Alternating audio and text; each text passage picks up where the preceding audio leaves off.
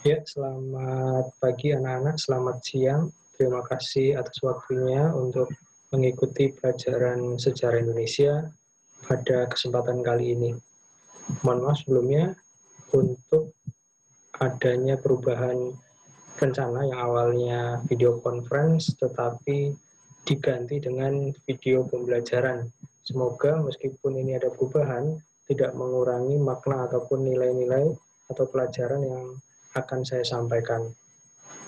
Nah, untuk kali ini saya akan share screen terlebih dahulu terkait pelajaran yang akan kita bahas pada pagi ataupun siang hari ini. Nah, di sini kita akan mempelajari pelajaran atau bab baru di dalam materi sejarah Indonesia. Nah, di sini mungkin kemarin kalian sudah pernah atau sudah membaca atau mendengarkan video yang sudah saya kirimkan di Google Classroom.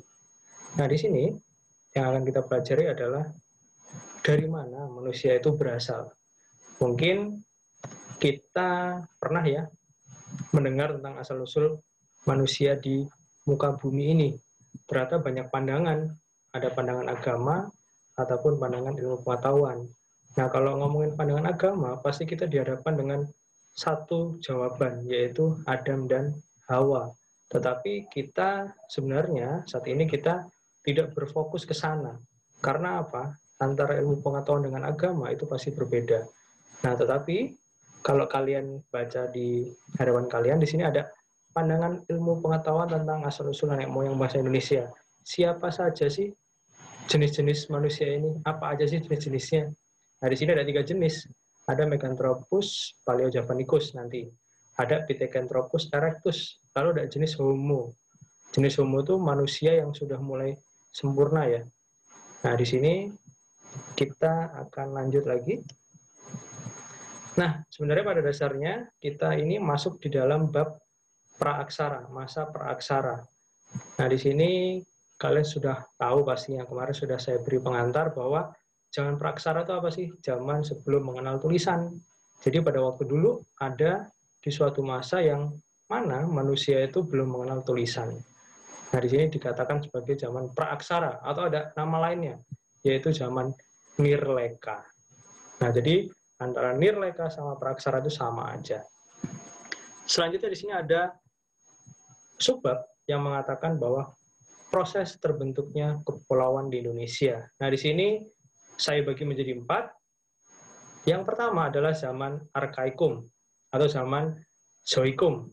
Di sini belum ada kehidupan disebabkan karena bumi masih panas dan masih berupa bola gas panas yang berputar pada porosnya. Nah, ini sudah terjadi berapa lama? Kurang lebih 2,5 miliar tahun yang lalu. Jadi sudah lama banget ya. 2 miliar itu jauh banget dari zaman sekarang. Lalu yang selanjutnya yaitu zaman Paleozoikum. Di sini suhu bumi sudah mulai turun, tapi masih belum stabil dan cenderung berubah-ubah. Sudah terjadi curah hujan yang cukup tinggi. Meskipun tadi bumi sudah mulai turun suhunya, tetapi masih panas ya, meskipun hujan udah turun. Nah, ini terjadi kapan? Sekitar 500 sampai 245 juta tahun yang lalu. Wah, cukup lama ya. Tadi yang sebelumnya 2,5 miliar tahun yang lalu. Lalu yang ini 500 juta tahun yang lalu, kan lama banget. Lalu yang ketiga apa? Zaman Mesozoikum. Di sini suhu bumi sudah mulai stabil. Tetapi stabilnya itu belum terlalu baik. Nah, tetapi di sini kita lihat lagi, di sini ada yang namanya jenis kehidupan baru, yaitu ada flora dan fauna yang mulai muncul di bumi. Bahkan makhluk raksasa yang sering kita sebut dinosaurus pun sudah mulai bermunculan di masa Mesozoikum. Selanjutnya ada zaman Neozoikum. Nah, pada masa ini merupakan periode yang luar biasa dalam proses evolusi bumi, perubahan bumi. Maksudnya evolusi itu perubahan.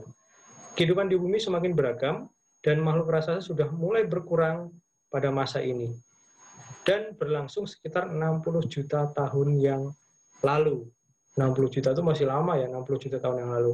Di zaman ini dibagi menjadi 2 zaman, Pleistosen dan Holosen. Nah, di masa Holosen ini sudah mulai ada kehidupan manusia. Jadi tadi sebelumnya dikuasai oleh dinosaurus, tetapi sesudah itu ada peristiwa mungkin meteor ya, yang menyebabkan dinosaurus itu punah, lalu mulai berganti. Yang menggantikan siapa? Manusia. Nah, di sini perlu diperhatikan sekali lagi, di sini ada 4 zaman. Arkaikum, Paleozoikum, Mesozoikum, dan Neozoikum. Nah, ini gambaran pulau di Indonesia. Mungkin kalian nggak asing ya. Udah ada Sumatera, Kalimantan atau Borneo, Jawa, Bali, Sulawesi, Papua Nugini, dan Irian Jaya kalau di Indonesia. Nah, ini kondisi zaman dulu, gambaran peta zaman dulu. Di sini ada tengah-tengahnya ada garis ya.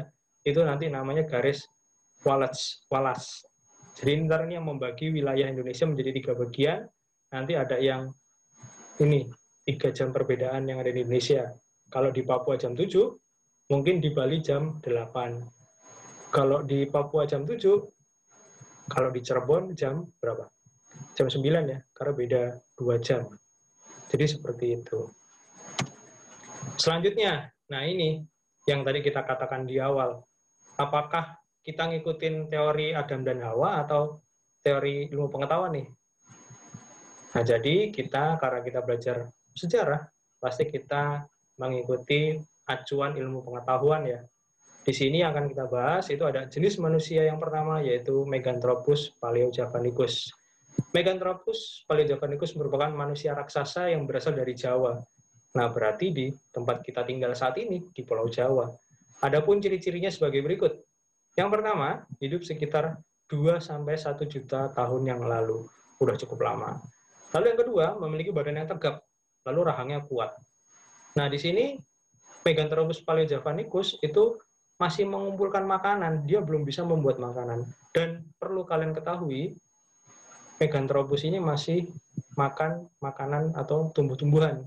Makannya masih tumbuh-tumbuhan, yaitu sering disebut oleh kita vegetarian. Jadi mereka belum makan daging. Di sini mereka masih makan tumbuh-tumbuhan, buah-buahan. Jadi seperti itu, belum bisa makan daging. Selanjutnya ada yang namanya Pithecanthropus erectus, artinya manusia kera yang berjalan tegak. Ada ciri-cirinya juga. Di sini hidup sekitar 1 juta sampai 700.000 tahun yang lalu. Di sini volume otaknya 900 cc. 900 cc itu kayak apa sih, Pak? Kayak motor tak, Pak? Kecepatannya tinggi gitu tak, Pak? Enggak. Di sini volume otak itu ya kemampuan menyimpan apa ya, semacam ingatan atau punya berpikirnya itu sudah bagus apa belum. Jadi seperti itu. Jadi di sini menjelaskan 900 cc itu volume itu besaran otaknya. Lalu yang ketiga, mereka sudah mulai makan makanan yang diolah dan telah makan daging. Nah, tadi Meganthropus belum makan daging. Di sini, di Pithecanthropus itu sudah makan daging. Selanjutnya, yaitu ada jenis Homo. Di sini, Homo merupakan manusia yang memiliki tingkat kecerdasan cukup tinggi. Ciri-cirinya apa? Yang pertama, sudah mulai berjalan tegak. Lalu, bentuk muka dan hidungnya lebar. Lalu volume otaknya di atas 900 cc, hampir 1000 ataupun ada yang sudah 1000. Jadi ini bervariatif ya. Di sini kita sudah tahu ada 3 jenis manusia purba di Indonesia. Ada jenis Meganthropus, Pithecanthropus, dan jenis Homo. Ini sudah mulai mendekati seperti manusia zaman sekarang, tetapi masih berbeda. Hanya mendekati, tapi berbeda. Oke, selanjutnya nih. Nah, manusia jenis Homo, kalau kita mau ini ya, kita cek asal usulnya, lalu kurun waktu hidupnya, ini bisa kita lihat di sini. Ini jenis Homo. Yang pertama adalah Homo soloensis. Homo soloensis itu ditemukan di daerah Sungai Bengawan, Solo, di Jawa Tengah sana. Nah, hidupnya sejak kapan? 900.000 sampai 300.000 tahun yang lalu. Ini orang Solo, Homo soloensis. Lalu yang kedua, Homo wajakensis, ditemukan di daerah Wajak, Tulungagung, Jawa Timur. Ini orang Jawa Timur ini. Nah, ini lalu hidupnya kapan? 40.000 sampai 25.000 tahun yang lalu. Sudah cukup lama. Nah, ini yang terakhir adalah Homo floresiensis, ditemukan di liang buah Manggarai Flores. Hidupnya kapan? Sekitar 5.000 tahun yang lalu. Jadi tadi sudah ngomongin manusia jenis Homo. Lalu ada manusia jenis Pithecanthropus. Itu yang yang dikatakan menyerupai mirip monyet tetapi sudah bisa berjalan tegak. Kok bisa sih, Pak? Iya, manusia kan sebenarnya berjalan tegak ya. Berbeda dengan hewan seperti kera yang jalannya itu menunduk. Tetapi ini Pithecanthropus sudah mulai tegak. Jadi Pithe itu artinya monyet. Tropus itu artinya manusia. Pithecanthropus itu manusia kera. Jadi itu singkatan sebenarnya. Nah, lalu selanjutnya adalah, wah sudah selesai nih. Nah, jadi kurang lebih materi kita untuk pagi dan siang hari ini seperti ini. Silahkan jangan lupa absen di Google Classroom. Terima kasih, selamat pagi dan selamat siang. Dadah.